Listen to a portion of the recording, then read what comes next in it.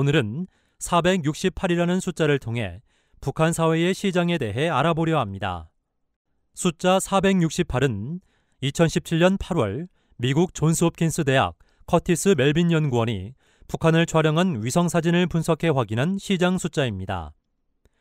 그해 3월에 같은 방법으로 확인한 시장 숫자는 436개였으니 불과 5개월 만에 32개가 늘어난 셈입니다. 이처럼 시장이라는 새로운 생활 공간이 성장하면서 북한의 주민 생활이 어떻게 변화하고 있는지 한번 알아볼까요?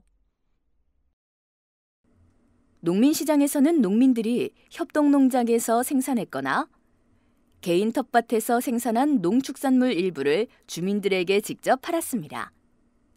국가는 농민들이 농민시장에서 거둔 수입으로 부족한 소비품을 구매하고 도시에 사는 노동자들은 농민시장을 통해 국가가 채 보장해주지 못한 부식물들을 확보할 수 있다는 순기능 때문에 농민시장을 허용해왔습니다. 그러나 1980년대 후반 들어 북한 경제가 전반적으로 침체되고 이에 따라 북한 당국이 계획적인 생필품, 식량 공급에 어려움을 겪으면서 변화가 생겼습니다. 농민시장에서 부식물 구입 빈도가 점차 증가하더니 법적으로 금지되던 식량 거래도 이루어지기 시작한 것입니다. 1990년대에는 북한 사회가 경제 침체를 넘어 경제난을 겪게 됩니다.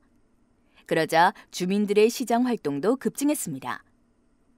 국가의 식량 배급이 끊기고 그동안 생필품을 구매하던 국영상점 진열대가 점차 비어가자 주민들은 농민시장뿐 아니라 북한 당국 관리를 벗어난 암시장으로까지 몰려가 부족한 식량과 생필품을 구매했습니다. 결국 북한 당국은 2003년 3월에 농민시장을 종합시장으로 확대 재편하면서 시장을 상품 유통 방식의 하나로 공식 인정하기 시작했습니다. 종합시장에서는 농민뿐 아니라 북한 주민이라면 누구나 장사를 할 수 있고 그동안 거래가 금지됐던 식량이나 공업제품도 합법적으로 사고 팔 수 있습니다. 한편 국가는 종합시장을 설치함으로써 상인들에게 시장 사용료, 소득액의 일정 비율로 책정된 국가 납부금 등을 받아 부족한 국가 재정을 채우게 됐습니다. 시장 숫자는 2000년대 중반까지 빠르게 늘어났습니다. 평양에서는 2003년 통일시장 개장을 필두로 중구시장, 송신시장, 칠골시장 등이 차례차례 문을 열었고 신의주, 청진, 평성 등의 일종의 도매시장 역할을 하는 거점시장도 형성됐습니다. 2007년 당시 전국적으로 300여 개의 시장이 운영되는 것으로 알려졌습니다. 이처럼 종합시장이 빠르게 늘어나면서 북한 당국 입장에서 볼 때 부작용도 나타났습니다. 빈부격차 확대, 계획경제 부문에서의 노동력 이탈 같은 문제들이 발생한 것입니다. 그러자 북한 당국은 2007년부터 시장을 통제하기 시작했습니다. 예를 들어 장사 연령 제한, 물품 판매 총액 제한 같은 조치가 이어졌고 2009년 11월에는 화폐 개혁을 단행해 시장 열기를 식히려 했습니다. 시장의 주역인 돈주들의 화폐를 환수해 시장 활동을 위축시키려 한 것입니다. 나아가 북한 당국은 2010년 1월부터 종합시장을 농민시장으로 환원하려 했습니다.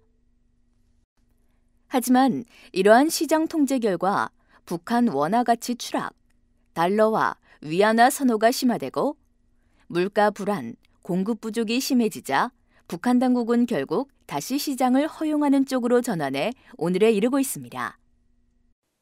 한편 북한 사회에는 북한 당국이 허가한 400개 넘는 공식 시장 외에도 비공식적인 길거리장, 골목장, 메뚜기장 등이 공식 시장보다 훨씬 더 많이 존재합니다.